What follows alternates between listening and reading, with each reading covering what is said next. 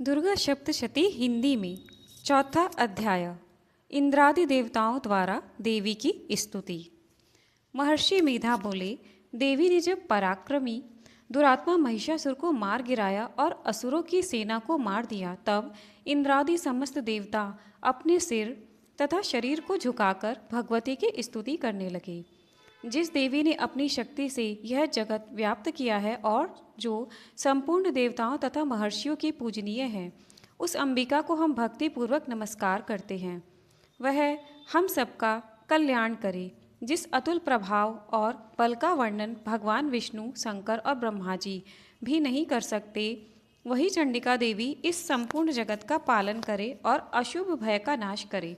पुण्यात्माओं के घर में तुम स्वयं लक्ष्मी रूप हो और पापियों के घरों में तुम अलक्ष्मी रूप हो, और सत्कुल में उत्पन्न होने वालों के लिए तुम लज्जा रूप होकर उनके घरों में निवास करती हो।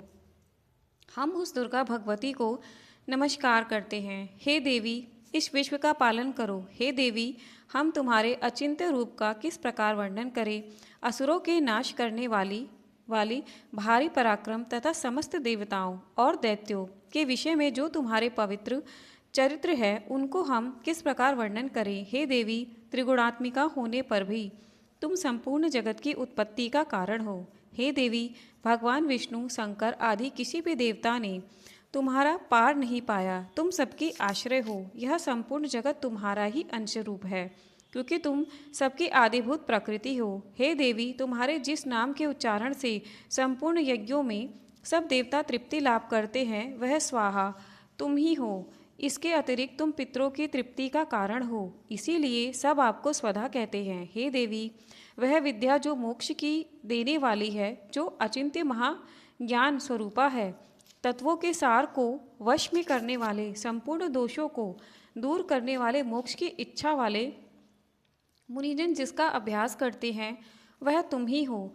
तुम वाणी रूप हो और दोष रहित ऋग तथा यजुर्वेदों की एवं उद्गीत और सुंदर पदों के पाठ वाले सामवेद की आश्रय रूप हो। तुम भगवती हो। इस विश्व की उत्पत्ति एवं पालन के लिए तुम वार्ता के रूप में प्रकट हुई हो और तुम संपूर्ण संसार की पीड़ा हरने वाली हो। हे देवी, जिससे सारे शास्त्रों को जाना जाता है, वह मेधा शक्ति तुम ही हो और दुर्गम भव सागर से पार करने वाली नौका भी तुम ही हो। लक्ष्मी रूप से विष्णु भगवान के हृदय में निवास करने वाली और भगवान महादेव द्वारा सम्मानित गौरी देवी तुम ही हो। मंद मुस्कान वाले निर्मल पूर्ण चंद्र बिंब के समान और उत्तम सुवर्ण की मनोहर कांति से कमनीय तुम्हारे मुख को देख कर भी महिषासुर क्रोध में भर गया, यह बड़े आश्चर्य की बात है। और हे देवी, तुम्हारा यही मुख जब क्रोध से भर गया तो उदय काल के चंद्रमा की भांति लाल हो गया और तनी हुई भौहों के कारण विकराल रूप हो गया। उसे देखकर भी महिषासुर के शीघ्र प्राण नहीं निकल गए, यह बड़े आश्चर्य की बात है। आपके कुपित मुख के दर्शन करके भला कौन जीवित रह सकता है। हे देवी, तुम हमारे कल्याण के लिए प्रसन्न हो। आपके प्रसन्न होने से इस जगत का अभ्युदय होता है, और जब आप क्रुद्ध हो जाती हैं तो कितने ही कुलों का सर्वनाश हो जाता है। यह हमने अभी अभी जाना है कि जब तुमने महिषासुर की बहुत बड़ी सेना को देखते ही देखते मार दिया। हे देवी, सदा अभ्युदय देने वाली तुम जिस पर प्रसन्न हो जाती हो, वही देश में सम्मानित होते हैं। उनके धन यश की वृद्धि होती है, उनका धर्म कभी शिथिल नहीं होता है और उनके यहाँ अधिक पुत्र पुत्रियाँ और नौकर होते हैं। हे देवी, तुम्हारी कृपा से ही धर्मात्मा पुरुष प्रतिदिन श्रद्धापूर्वक यज्ञ करता है और धर्मानुकूल आचरण करता है और उसके प्रभाव से स्वर्गलोक में जाता है, क्योंकि तुम तीनों लोकों में मनवांछित फल देने वाली हो। हे माँ दुर्गे, तुम स्मरण करने पर संपूर्ण जीवों के भय नष्ट कर देती हो और स्थिर चित्त वालों के द्वारा चिंतन करने पर उन्हें और अत्यंत मंगल देती हो। हे दारिद्र्य दुख नाशिनी देवी, तुम्हारे सिवा दूसरा कौन है। तुम्हारा चित्त सदा दूसरों के उपकार में लगा रहता है। हे देवी, तुम शत्रुओं को इसीलिए मारती हो कि उनके मारने से दूसरों को सुख मिलता है।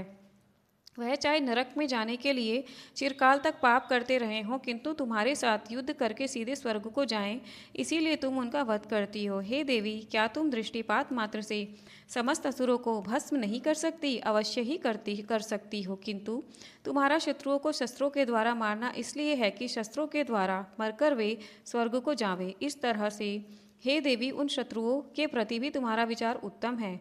हे देवी, तुम्हारे उग्र खड्ग की चमक से और त्रिशूल की नोक की कांति की किरणों से असुरों की आंखें फूट नहीं गई।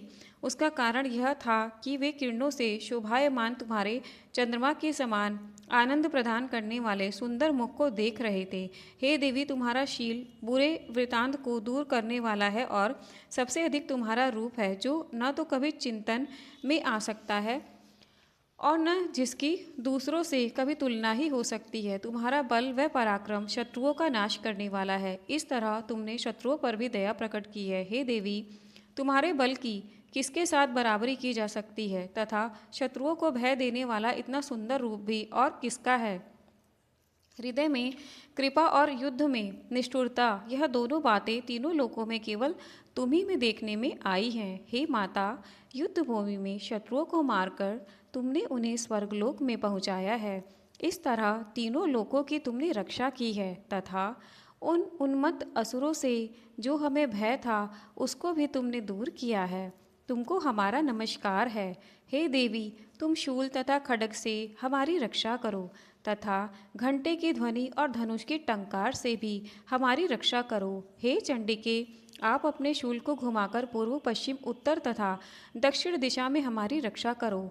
तीनों लोकों में जो तुम्हारे सौम्य रूप हैं तथा घोर रूप हैं, उनसे हमारी रक्षा करो, तथा इस पृथ्वी की रक्षा करो। हे अंबिके, आपके कर पल्लवों में जो खड्ग, शूल और गदा आदि शस्त्र शोभा पा रहे हैं, उनसे हमारी रक्षा करो।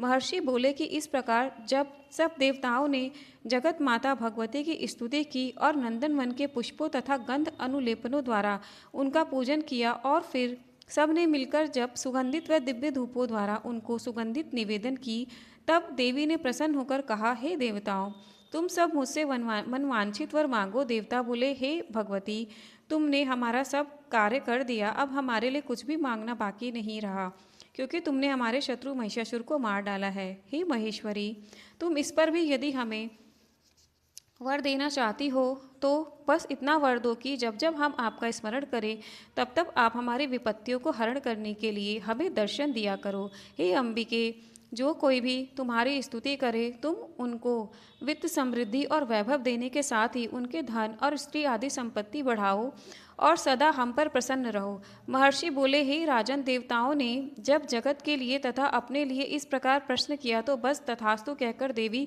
अंतर्ध्यान हो गई। हे भूप, जिस प्रकार तीनों लोकों का हित चाहने वाली वह भगवती देवताओं के शरीर से उत्पन्न हुई थी, वो सारा वृतांत मैंने तुझसे कह दिया है, और इसके पश्चात दुष्ट असुरों तथा शुंभ निशुंभ का वध करने और सब लोगों की रक्षा करने के लिए जिस प्रकार गौरी देवी के शरीर से उत्पन्न हुई थी, वे सारा वृतांत में यथावत वर्णन करता हूँ। चौथा अध्याय समाप्त। बोलो आदिशक्ति माँ जगदम्ब भवानी मैया की जय।